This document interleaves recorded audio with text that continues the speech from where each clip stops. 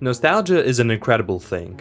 It helps us look back on the past times in all of our lives with fondness, and it makes us cherish those memories, to the point where we even start longing for them. But as with everything, too much of it isn't good for you, and in many cases, it can fundamentally change your life. So how exactly do we deal with this conundrum? When do we know if we're too close to the sun, enough for it to burn us down, or if we're too far below, enough to drown? This is what I find to be the main question posed by Interface, an animated YouTube series turned movie. Interface was created by Justin Tomchuck, better known as Umami, or if you're a fan of his music, Hexsystem. His entire channel focuses on these abstract animations that are by nature incredibly weird, but also captivating enough that you just can't look away from them. After starting off with the classics such as McDriving and McFeels, Umami would go on to release the first episode of Interface on the 10th of December 2017. Covering this series is a pretty hard task considering how some of the episodes are completely out of order,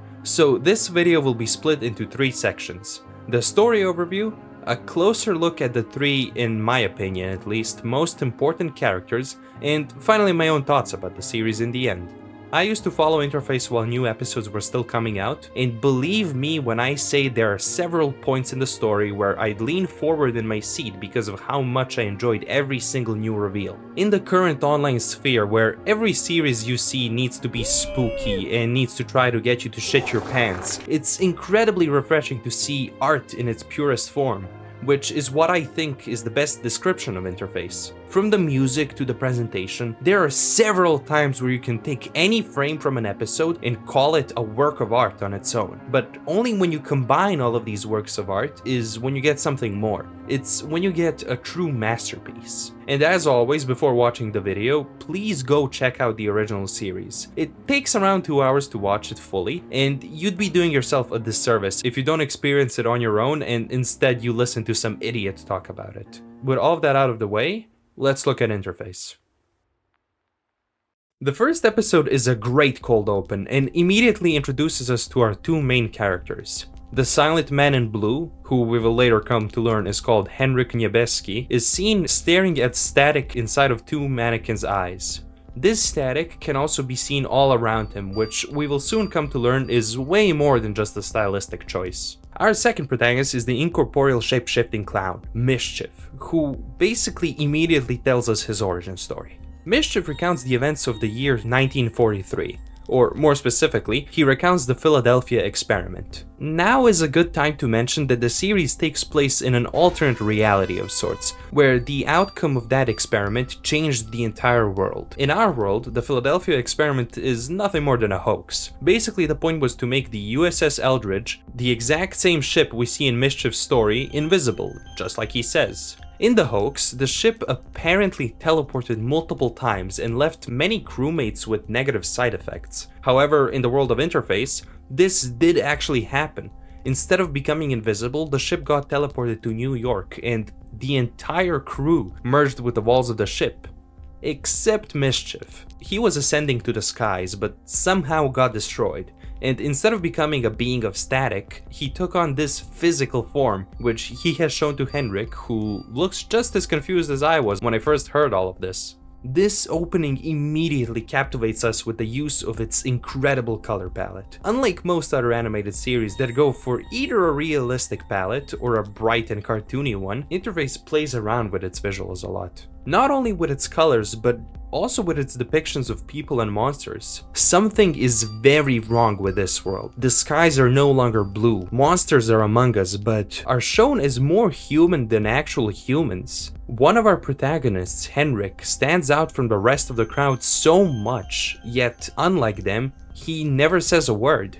But others that do speak in this society are usually depicted in only one monotone color. There are so many symbolisms and metaphors that span across every single episode, and it's really hard to not get ahead of myself and gush about the visuals before talking about the rest of the story. After hearing his tragic backstory and putting 2 and 2 together, realizing that this thing made of spaghetti was once human, we see how whimsical Mischief actually is, even if he does look terrifying and has static in his eyes. After transforming into a bus and not getting an answer from Henryk in regards to where he wants to go, Mischief decides for Henryk and drives us to an art museum.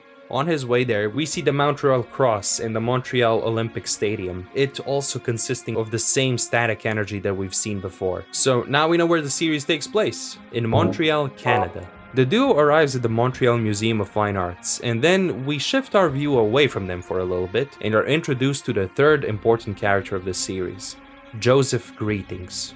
Mr. Greetings is the CEO of the company Greetings Robotics, and he gives us a little exposition dump during his yap session. The static we've been seeing is called cerebral electricity and is in fact not a new substance or material. It has always been a part of our world, just invisible. Ironically, it became visible when humans tried to make something invisible. Greetings thinks of this electricity as a plague and is on a mission to understand it. Together with the other smarty pants people, Greetings created the first generation of the kinetic autonomous mechanical interface. That's it, that's the name of the series. Otherwise known as CAMI. CAMI is humanity's attempt to use cerebral electricity for their own benefit, but this might just be one tiny part of Mr. Greetings' plan, as when translated, the kanji on CAMI's back reads as God. Just as Greetings said, since the Philadelphia experiment, ghost stories no longer became myths, as Mischief isn't the only strange creature that now inhabits this world. One similar to him would be the Ghost, a weird, giant, hand-looking entity that we're introduced to in the next episode. The Ghost saw a car barreling down towards a river together with Mischief, who consumed 2 streams of cerebral electricity, probably let out by the now dead parents of the baby that was saved by the Ghost. This girl would grow up together with the entity and everything seemed fine until one day Cammy approaches their apartment, tearing down the walls of the entire building with ease, turning them into more static, and then consuming the ghost, leaving the little girl alone. The visuals being similar to the famous painting, The Creation of Adam. I'm aware that right now this is like a whole fucking lot to take in, but just stay with me because everything will make sense later. As we saw from Henryk's first reaction to Mischief and now from the girl living with the ghost, this world has grown accustomed to strange creatures. We're back to following Henryk and Mischief again, inside the art museum. Mischief having shapeshifted into Henryk's clothes, which reminds him of how it was to be human, considering his main method of transportation right now is spaghettification. Not to bore you with the scientific details, spaghettification is basically this. Wow. Whop. Oh no! Mischief confirms that the world looks the same through the eyes of humans and monsters, but what he can't see is people's desires. He may feel them, but he can't understand them. To our knowledge, that's why he sticks around with Henryk for now. Henryk is clearly someone who enjoys art. That's why his desire was to come here. And as they look at the painting The Son of Man, which in this universe seems to depict Henryk, Mischief hears someone coming and transforms into a beautiful sunflower. I'm a beautiful sunflower. Mischief then wants to show Henryk one more painting. Geopoliticus child watching the birth of a new man. Except the new man in question here is Mischief. Just like he says, after he transformed, Earth became a shell of its former self. He left the old way of life behind him and everyone else. And as Mischief tells Henryk that he too is similar, he too went under some sort of transformation, Henryk breaks down, not being able to answer Mischief's question of what he left behind. Henryk had a family, a wife and a daughter, and his daughter wanted to be just like him when she grew up, a photographer. Henryk was a photographer. His passion was freezing time in a single frame and witnessing it. But on the day of Mischief's transformation, something changed Henryk too. He stopped aging. Together with his daughter, he watched his wife pass away. But at the same time, he watched his daughter grow old, even older than him. That is what plagues Henryk. Much like how Mischief left the old world behind, Henryk left his family behind. Remembering his daughter's words causes him to pass out and be brought to a hospital where he would rest. But while resting, Joseph Greetings and Cammy are hard at work, confirming a TPO status and transferring the collected data, including that of the hand ghost, into the baby-faced blimp, which seems to be developing an actual brain.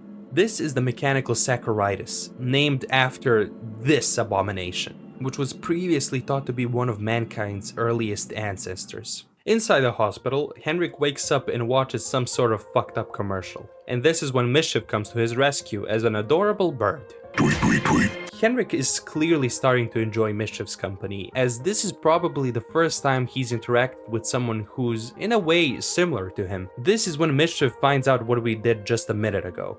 Henryk was born in 1910, and thanks to Mischief's comment about Henryk being more than 100 years old, we can somewhat pinpoint that the series takes place in the mid-2010s. This is later confirmed when we see a calendar for the year 2015, but considering it appears in an abandoned house, we can add a couple more years to that as a rough estimate. Henryk and Mischief agreed that escaping the hospital is their best option, since they don't want Henryk to be experimented on and probed. So they make like a tree and get out of there, flying high above the Sir George Etienne Cartier monument, now adorned with a halo of static.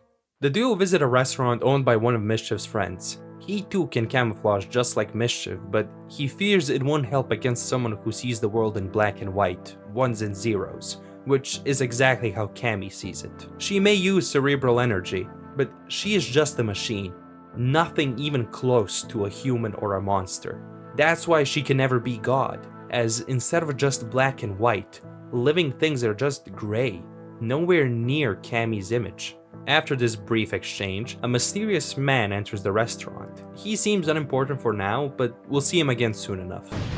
Henryk and Mischief have some lunch, and I really love how silly Mischief is despite his voice and appearance.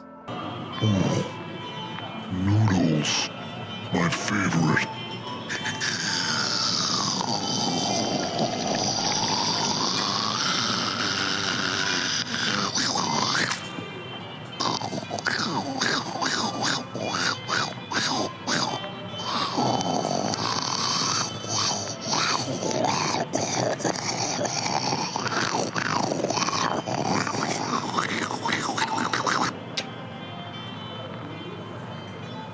He then later says that the chef has a big heart, but is wrong about Mischief not being able to change colors. Mischief just doesn't want to change his color. We know he's capable of this, we've seen it when he became a beautiful sunflower, but he's content with his form. Unlike Henryk, Mischief realizes what Henryk left behind, what he longs for. His family. His wife, daughter, and assumedly her husband passed away from old age, and his granddaughter and her husband were the ones that died in that car crash we saw earlier. And those two streams of static that Mischief consumed were their souls. He doesn't know why he needs to do this, he doesn't fully understand it, but he hopes that he will learn the truth together with Henryk. Cerebral energy could be considered as life energy. That's why both Mischief and Cammy have human faces morphing inside of their cerebral energy that they possess. The only difference is, only one of them needs to consume souls to survive. Mischief informs Henryk that the little girl we saw being rescued by the ghost is his great-granddaughter, and that she's indeed still alive, which now serves as the end goal for their travels. Find Henryk's great-granddaughter. Mischief offers Henryk an apple, the same one that was in front of his face in the Son of Man painting, but now Henryk takes a bite. His view is no longer obstructed. He's ready to embrace this world and his reality. Now, the real journey starts. One thing that the duo didn't account for before leaving is the man from earlier. He's now contacting Greetings Robotics, informing the company that the suitable candidate for Cammy's heart, or rather the heart of Cammy's next form, has been found. Even if Joseph Greetings questions himself, not fully knowing if his mission is just, he carries on regardless, believing that consuming and repurposing cerebral energy inside the interface is the right thing to do. As Cammy descends in front of the chef from earlier, he decides he won't hide. Instead, he will fight until the very end. The strong eat the weak, so he will prove that he is stronger than Cammy. However, despite his best efforts, Cammy uses the powers of the ghost she consumed and manages to defeat the chef, consuming him as well. We once again see our favorite duo, driving to Henryk's old home. Two things stand out in this sequence. Henryk is a smoker, and somehow he never runs out of cigarettes. Even Mischief notices this. This could once again be because he's frozen in time. Not just his body, but his state. He probably had a pack of cigarettes on him when he became immortal, and that's why he always has them. This could be me looking too deep into a throwaway line, but it's fun to theorize regardless. The second important thing here is that Henryk makes his first audible sound, the only one in the entire series, that being this little gasp when Mischief turns into a unicycle. We're then treated with one of my favorite episodes of the series. It's hard to say that because almost every episode is my favorite, but you know what I mean. Dreamland was an amusement park built on Coney Island in the year 1904. This was where Mischief worked as a clown when he was still human. His clown face even being there in place of the one from our world, right above the entrance of the Foolish House. The doors open, letting us spiral down this surreal, ever-changing corridor, almost as if we're going through Mischief's current noodling body. And as an absolutely incredible subtle detail, after the Ringmaster says this, Have you ever seen the face of death? we see Mischief in the exact same pose of Stanchik, seen in the painting of the same name. Stanchik is sometimes used as a symbol of independence, which was something that Mischief longed for while he was working at this amusement park, and we will later see that. Just like Stanchik, we know basically nothing about Mischief. We know the general facts stated by him, sure, but not the finer details. Between shots of Mischief, we see a sunflower, something we already saw him turn into at the museum, the only time he's ever changed his colors when transforming. I've tried finding the meaning of this, but the only thing I could find sunflower symbolizing that sort of matches Mischief is the journey from birth to death in the cycle of life, and I think this does fit him. He was once a sunflower, he got changed, warped into something else, and yet, he's still a beautiful sunflower. He just got reborn. That being said, we're treated to honestly a really great performance by the Ringmaster, played by the Minotaur, and I really love it. Here, just take a listen. I was taming a 100-foot dragon with just the coarseness of my voice. Now, mind you, Mischief was still human here. This takes place at the start of the 20th century after all. Mischief didn't transform until almost half a century later, but the Ringmaster's description of Mischief here is a nice nod to what he would later become. And then finally, we see Mischief's grand reveal. So without further ado, the incorporeal clown! Percy! Yeah, not the most flattering name for a 100-foot dragon. Another nice detail here is that you can see Mischief's usual smile is painted on here. It's not his teeth, so if you still weren't convinced that he was a human here, there you go. During their journey, Mischief and Henryk encounter some sort of river spirit. It comforts Henryk, but also warns him to not get lost in time. During this, we see a glimpse of Henryk's life before meeting his wife. He was in the army, probably serving as a military photographer. And I will talk about the line "don't get lost in time" later on. After Mischief consumes the cerebral energy of a frog, we arrive at Henryk's old home. The tree that he planted along with his wife, now fallen over. Inside the house, nothing but deadwood and a calendar, one depicting a horse running directly into a train. This will be important later, remember this. We find out that Henryk just randomly fell out of the sky one day. No plane he could have jumped out of, just a man descending while he's sleeping with a parachute on his back. His wife was a nurse, and she took care of him when he fell, which is how they met.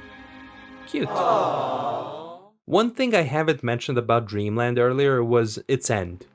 On the 27th of May in 1911, a worker knocked over a bucket of hot pitch, which would set the entire park on fire. This worker was Mischief, who, either out of spite or something entirely different, set fire to the park, destroying every single part of it as he looked over, in a shot eerily similar to the painting Wanderer Above the Sea of Fog. Except instead of the raw power and vastness of nature seen in the painting and the artist's other works, here the fire is Mischief's own doing. A mere human destroying everything in his path and breaking free from his shackles, as after all the flames settle, there will be nothing left in front of him other than the open horizon. We see Henryk look over the horizon as well, seeing the old lighthouse, the one in Peggy's Cove, Nova Scotia.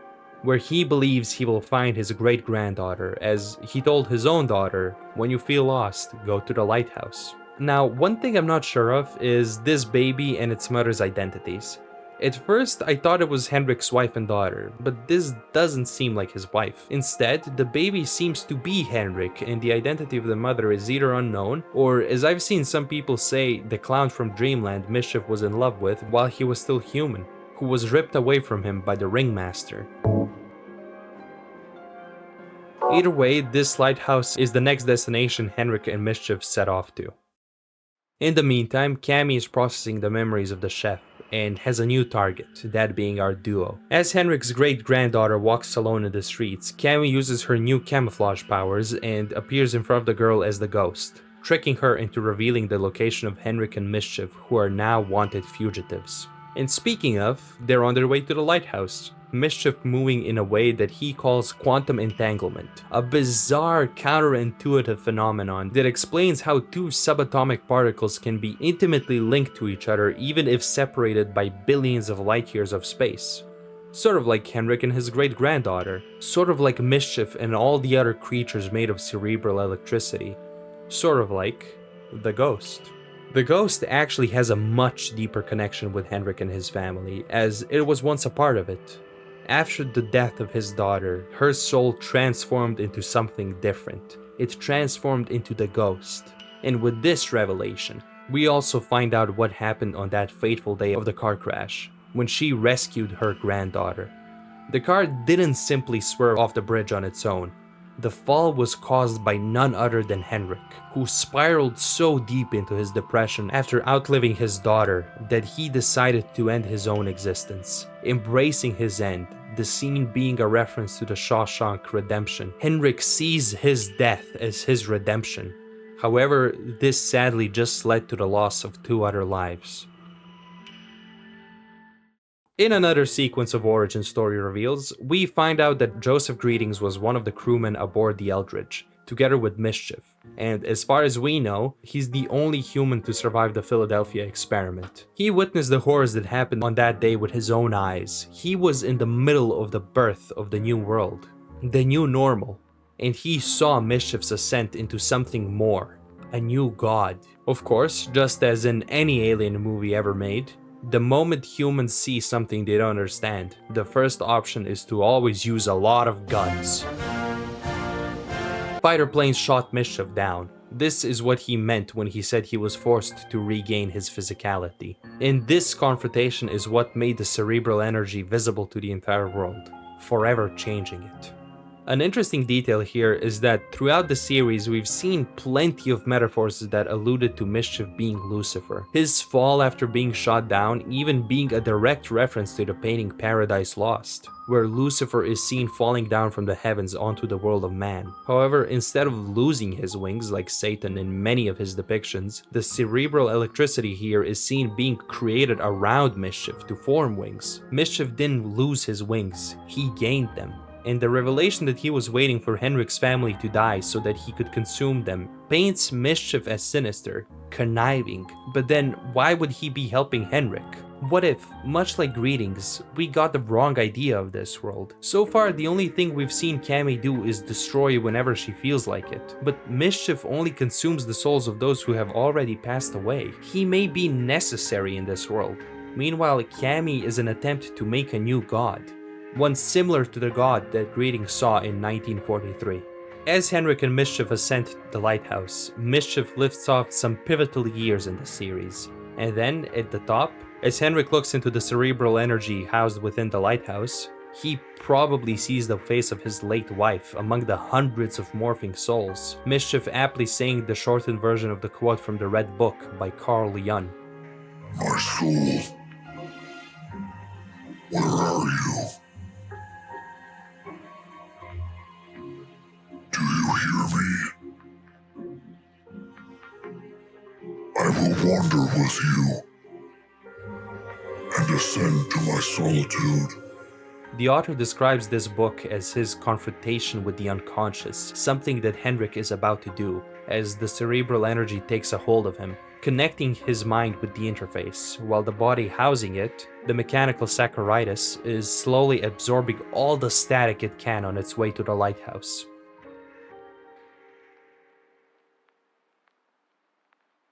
The second to last episode, An Unconscious Conscious, is my personal favorite episode of the entire series. The symbolism, music, voice acting, everything in it is perfect. We are inside the interface, a world inside the cerebral electricity. We can even see the chef who was previously consumed by Cammy, completely pale and motionless.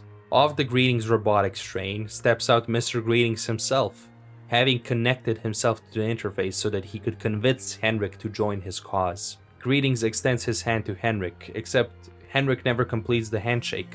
Inside the train, he sees an egg being unveiled, in the same manner as Earth in the painting we saw earlier, except here the Earth is white, featureless, much like the chef.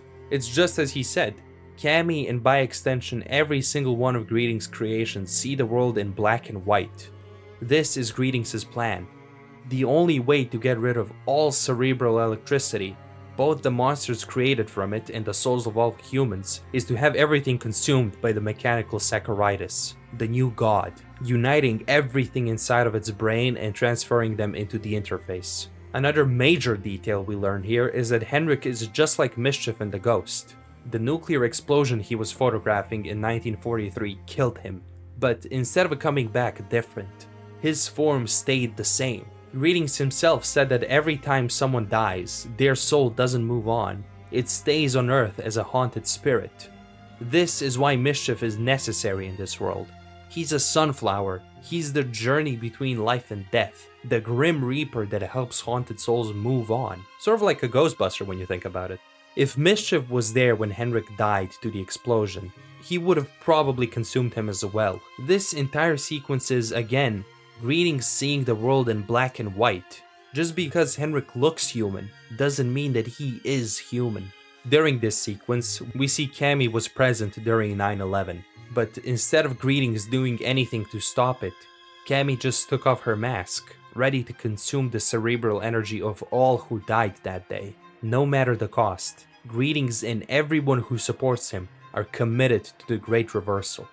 As the train keeps chugging on, we see the same scene depicted on the calendar in Henryk's home. Here it was a blue horse running directly onto a train, either representing a roadblock or the horse embracing death, much like how Henryk did when he was ready to be struck by a car. However, here the horse is pink, and we see it dodge the train, growing wings of static.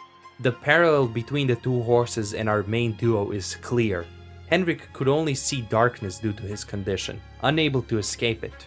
Meanwhile, Mischief fully embraced his new form, finally becoming free and independent, seeing the world around him for what it is. Greetings keeps urging Henryk to join him, purposely using his nostalgia and longing for his family by guaranteeing him eternal life with them inside the interface to aid his goal. Henryk briefly reunites with his daughter.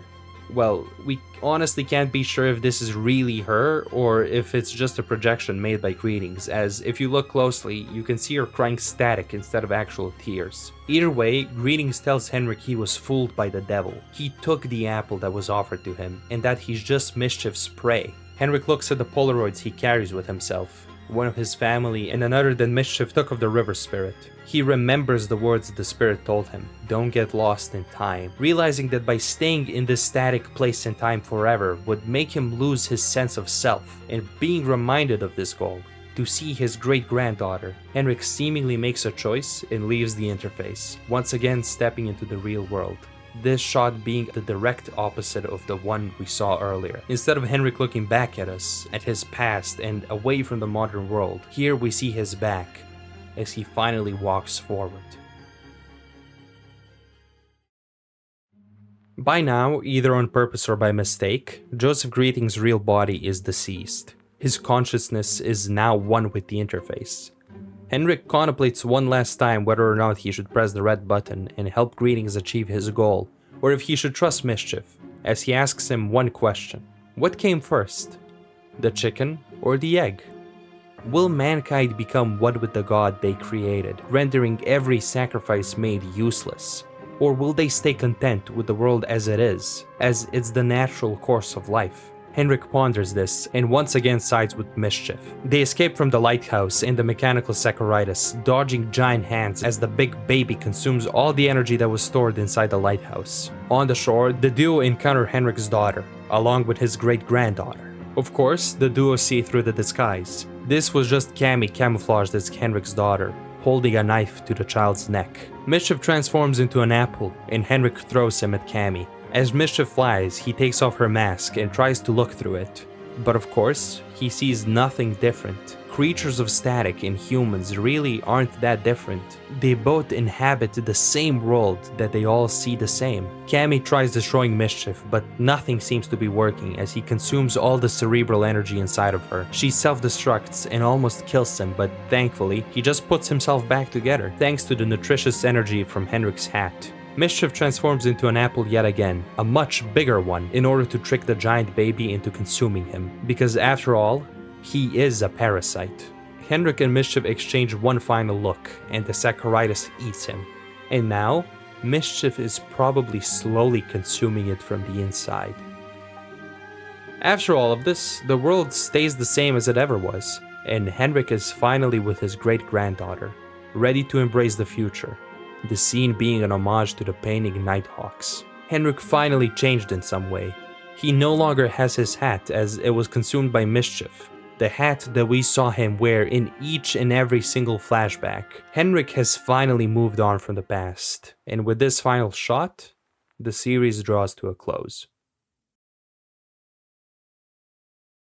Now, I am sure I missed some references and symbolisms in the story, but that's why again, if you haven't already, please watch the series yourself and maybe you'll spot something that I haven't. With that said again, the series is extremely deep, and I want to take a second to closely look at the three central characters of the story, and how one is the antithesis to the other two. Along with that, real quick, I'll mention the only part that I didn't like, but said part is also cut from the movie version of the series, so I think that the creator agrees with me that it was just kinda shoved in there. Live streaming from a lighthouse with Henryk is part of the official interface playlist, but it just takes me out of the whole thing. I mean, it is just a short, and I'm pretty sure like non-canon, considering it's not in the movie version, but still, it's just a needless fourth wall break in my opinion. It's like the only thing I don't like from the entire series, so it doesn't even really matter. Now, let's talk about Henryk and Greetings. Two men that both long for the past. One of them unable to cope with the fact that things will never be the same, and the other that will do everything to prove that he is right, that the past was better and that the new world is diseased. Henryk is a man of arts, someone who deeply cares about photography, but also his family. We don't know much about his life before he met his wife. We could assume that he was a war photographer, but how he appeared out of nowhere from the sky is a mystery. Either way, after meeting his wife, Henryk stayed true to his passion. Photography is what he is good at, it's what he loved. This passion for capturing life in a single moment is ultimately what led to his demise, as when he was trying to take a photo of a nuclear bomb explosion, said explosion wiped him out. However, as a stroke of seemingly good luck, or maybe a curse, not long before this is when the incident happened that revealed the cerebral energy to the world. Henryk became a haunted spirit, but the shape his soul took was that of his former body at the moment of the explosion. His life captured in a single moment. What Henryk failed to understand moving forward after his transformation was that instead of continuing to live life and experiencing everything it has to offer, he kept living in the past. Even Greetings knows this, and he preys on this weakness of Henryk's. He knows Henryk wants to be the man of the past. However, he decided that he's no longer going to stay in the past when he met Mischief. He now wants to see his great-granddaughter and live in the present and future with her. He is no longer bound by the past. It's no longer obstructing his view. This is what sets him apart from Greetings. Joseph Greetings sees the world similar to Henryk. There is an apple obstructing his view. However, unlike him, Mr. Greetings is unable to look past this obstacle. Greetings is convinced that the world was better in the past and that the environment in which the new generation is growing up in is flat out wrong. This need to revert the planet to how it was before the Philadelphia experiment is what drove to Greetings playing God. or rather playing the part of someone creating a new god, one which he would control and command, a god that would capture all of life in one singular moment. Maybe the old world can't be brought back, but that doesn't mean a new one can't be created. Despite him feeling anxious about this, Greetings doesn't even want to consider the possibility that he may be wrong. I mean, how could he be? In his eyes, he is making the new perfect world, one without monsters and one in which everyone can live forever. Unlike Henryk, he doesn't consider eternal life as a curse.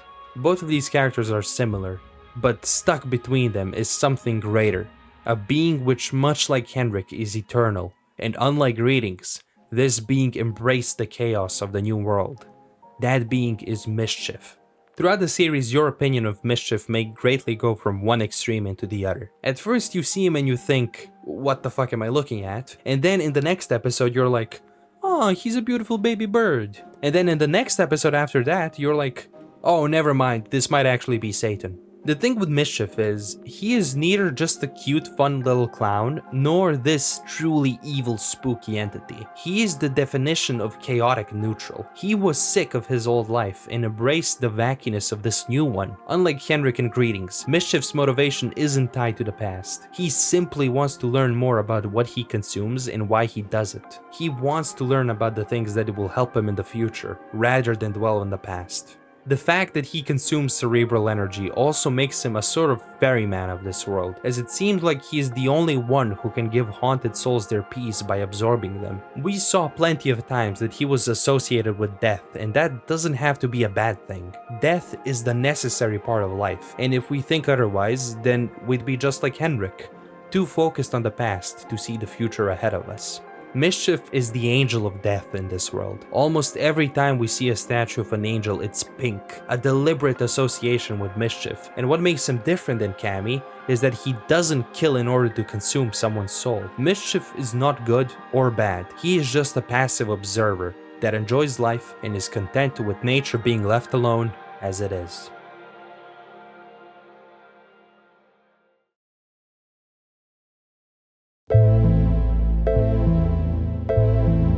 Why do we build? To be part of something greater than ourselves. It was an inevitability. Human scientific curiosity would force us to cross that threshold eventually. What came first, Henryk? The baby chicken or the egg? Man or God? When you gaze upon the night sky, what do you see?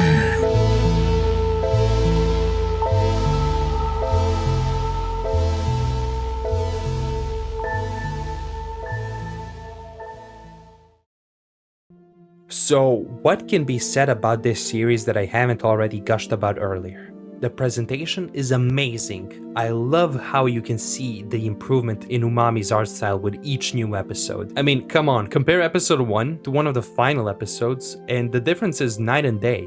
The art style just oozes personality, and it makes this series stand out so much. There's so many references to classic paintings, and I probably missed some, but that's okay because upon my 20th rewatch, I'll hopefully see them. The music? Bop. Each song perfectly crafted for the episode it appears in. The character designs are fun, especially Mischief with his constant whatever the fuck is happening to his body, and his face that screams cosmic horror, but oh, never mind, he's a blanket now. I love Interface. I want you to watch Interface, and I want you to watch the creator's new series, Safe Mode, which continues the story. If you don't watch either series after watching this video, I'll personally hunt you down. And with all of that being said, I hope you enjoyed this video. If you want to like and subscribe. If you want to dislike, that's fine too. I guess I'll just cry a bit, but you don't care about that, do you? Follow me on social media. There's a link to my Discord server in the description below, and a special thank you to all the Patreon and YouTube members, with a special thank you to ItsSeanIGuess. And that's about it. Bye bye. And how one of them is the antithesis. Antithesis.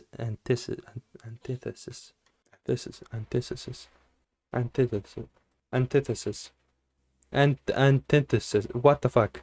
Antithesis. Antithesis.